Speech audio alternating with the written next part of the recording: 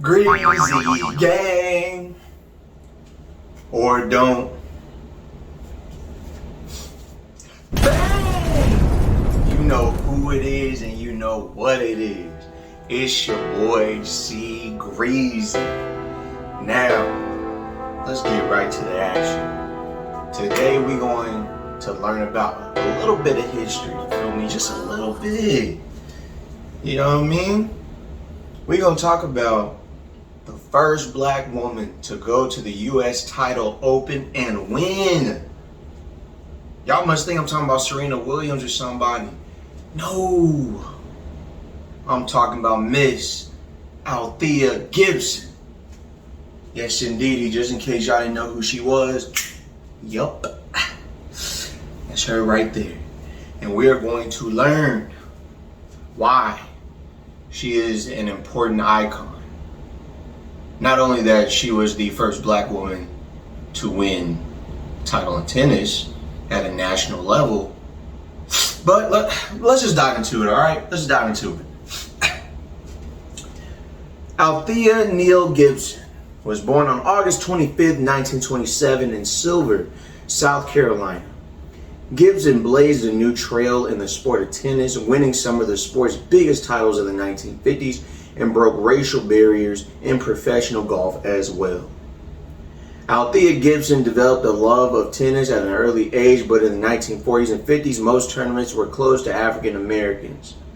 Gibson kept playing and winning until her skills could no longer be denied, and in 1951, she became the first African American to play at Wimbledon. Gibson won the women's singles and doubles at Wimbledon in 1957 and won the U.S. Open in 1958. At a young age, Gibson moved with her family to Harlem, a neighborhood in the borough of New York City.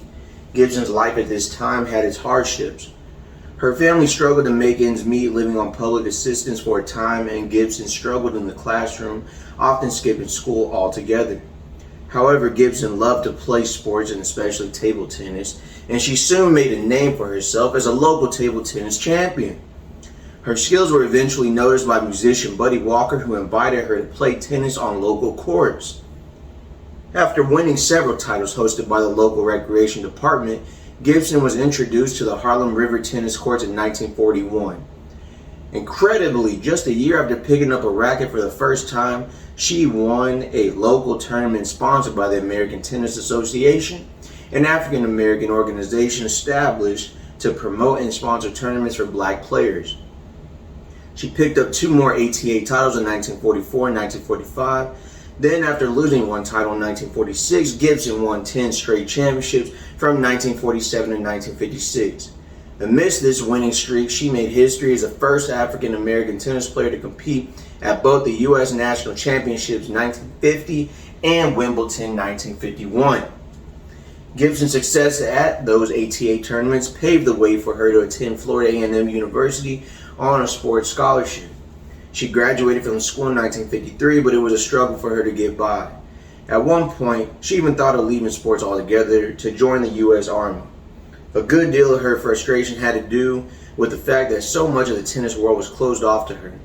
The white-dominated, white-managed sport was segregated in the United States, as was the world around it. The breaking point came in 1950 when Alice Marble, a former tennis #1 herself, wrote a piece in American Lawn Tennis magazine lambasting her sport for denying a player of Gibson's caliber to compete in the world's best tournaments. Marble's article caught notice, and by 1952, just 1 year after becoming the first black player to compete at Wimbledon, Gibson was a top 10 player in the United States. She went on to climb even higher to number 7 by 1953. In 1955, Gibson and her game were sponsored by the United States Lawn Tennis Association, which sent her around the world on a State Department tour that saw her compete in places like India, Pakistan, and Burma. Measuring 5'11" and possessing superb power and athletic skill, Gibson seemed destined for bigger victories. In 1956, it all came together when she won the French Open. Wimbledon and U.S. Open titles followed in both 1957 and 1958. She won both the women's singles and doubles at Wimbledon in 1957, which was celebrated by a ticker tape parade when she returned home to New York City. In all, Gibson powered her way to 56 singles and doubles championships before turning pro in 1959. For her part, however, Gibson downplayed her pioneering role. "I have never regarded myself as a crusader," she states in her 1958 autobiography.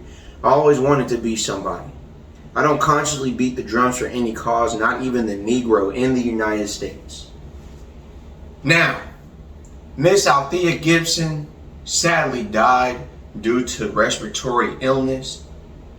R.I.P., you feel me? Let's take a moment of silence one time. Age 76 is when she died and passed away. Now, that was very important and very informative for everybody to understand and know the struggles the black tennis player had to go through in order to see the greatness of black tennis players that we see today. Now, I thank you guys for taking the time to watch this and get educated, as all my other videos that you watch. You feel me? I know y'all get educated watching those other videos that I always produce for you guys. Because one, I love you, and two, I just feel like the world needs to know all of this information, just in case you don't know already. So thank you. Please like, comment, and subscribe. And your boy's coming with some more hot fire. So stay tuned, and thank you for being a fan. Support your boy. I gotta stay focused, gotta keep my head up, gotta keep moving even when you fail. See me while I'm riding, tryna get my bread. I can't let them stop me, you heard what I said. Bruh, diamonds on me dancing, try me, I ain't scared.